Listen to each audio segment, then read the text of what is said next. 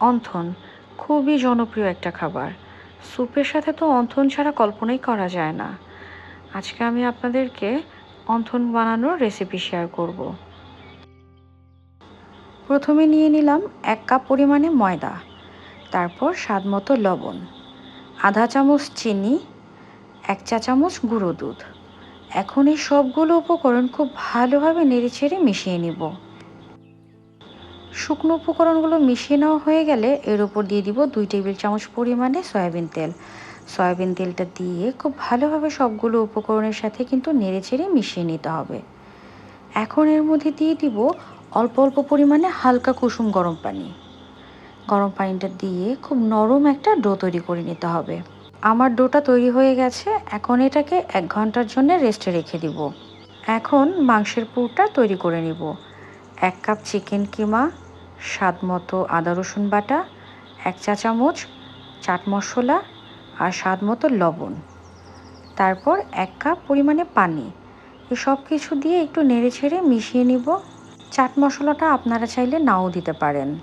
এখন একটা ঢাকনা দিয়ে ঢেকে রান্না করে নিব কিছুক্ষণ। চিকেনটা সেদ্ধ হওয়ার মাঝে মাঝে কিন্তু ঢাকনা উঠিয়ে নেড়েচেড়ে দিতে হবে, যেন লেগে না যায়। চিকেনটা সিদ্ধ হয়ে গেছে। এখন ভেজা ভেজা থাকতেই এর মধ্যে দিয়ে দিব হাফ কাপ পানির মধ্যে 1 টেবিল চামচ কর্নফ্লাওয়ার গুলে। কর্নফ্লাওয়ার গুলানো পানিটা দেওয়ার পর চিকেনের সাথে খুব ভালোভাবে নেড়েচেড়ে মিশিয়ে নিব।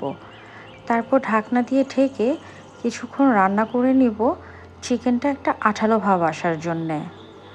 আমার চিকেনটাতে কিন্তু একটা আঠালো ভাব চলে আসছে। এখন আমি এর মধ্যে দিয়ে দিব স্বাদ মতো পেঁয়াজ। পেঁয়াজ কুচিগুলো দিয়ে খুব ভালোভাবে আবার নেড়েচেড়ে বেশ কিছুক্ষণ রান্না করে নিব। চিকেনটা কিন্তু প্রায় হয়ে এসেছে। এখন এর মধ্যে দিয়ে দিব 1 টেবিল চামচ পরিমাণে ঘি। ঘিটা দিয়ে একটু নেড়েচেড়ে মিশিয়ে কিছুক্ষণ রান্না করে নিব। দেখেন তৈরি হয়ে গেছে আমার চিকেন পুর। এখন তৈরি করা ময়দার ডোটা নিয়ে সেখান থেকে অল্প অল্প পরিমাণে নিয়ে ছোট ছোট সাইজের রুটি তৈরি করে নিব। একদম ছোট সাইজের করব না, মিডিয়াম সাইজের রুটি তৈরি করে নিব। রুটিটা তৈরি করার পর ছুরি দিয়ে মাঝখানে কেটে নিব। রুটিটা কাটার পর এখন পরিমাণ মতো চিকেন পুর দিয়ে দিব।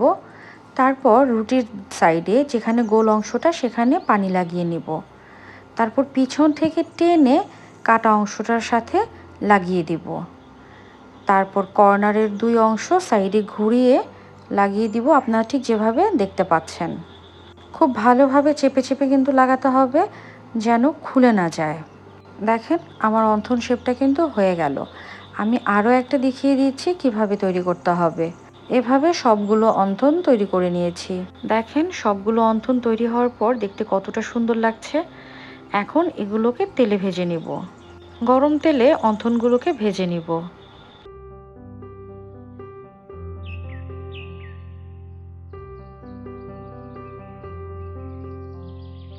আমার কিন্তু সবগুলো অন্থন ভেজে নেওয়া হয়ে গেছে। দেখতে যতটা সুন্দর লাগছে তার চেয়েও কিন্তু খেতে হয়েছে ভীষণ মজার, একদম পুরো রেস্টুরেন্ট স্টাইলে। আপনারা চাইলে যে কোনো সময়ই কিন্তু এই অন্থনটা তৈরি করে নিতে পারেন। এই অন্থনটা তৈরি করতে কিন্তু খুব বেশি সময়ের প্রয়োজন হয় না। স্যুপ ছাড়াও কিন্তু আপনারা চাইলে এটা নর্মাল স্ন্যাক্স হিসেবেও খেতে পারেন। আশা করি আমার এই রেসিপিটা আপনাদের ভালো লেগেছে। যদি ভালো লাগে তাহলে শেয়ার করবেন আপনার ফ্রেন্ডস আর ফ্যামিলির সাথে। সেই সাথে পাশে থাকা বেল আইকনটিতে ক্লিক করে রাখতে পারেন নতুন যে কোনো ভিডিও নোটিফিকেশনের জন্যে। আপনি যদি ফেসবুক থেকে দেখে থাকেন তাহলে আমার পেজটা অবশ্যই ফলো করে রাখবেন। আজকের মতো এখানেই বিদায় নিচ্ছি। সবাই খুব ভালো থাকবেন। আল্লাহ হাফেজ।